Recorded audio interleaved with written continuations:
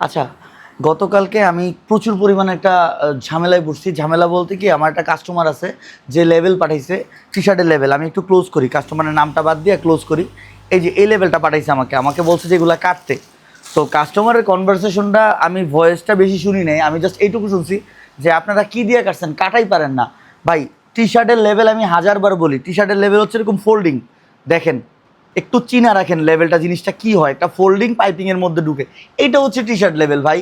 T shirt level এগুলোর T shirt level বলে না।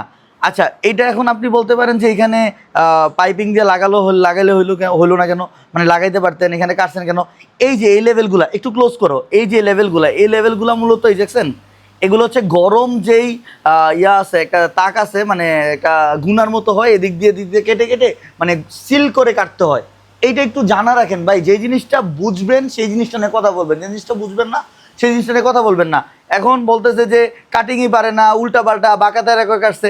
এত যদি আপনার লেভেল নিয়ে ইস্যু থাকে, আপনি কাইটা দেন লেভেলটা। এইখানে যে কেচি দিয়ে কাটবে স্বাভাবিক, এই ওভেন লেভেল, কেয়ার লেভেল এগুলো উঠে যাবে। এই জিনিসটা নিয়ে আমি কতবার বুঝাবো আপনাদেরকে।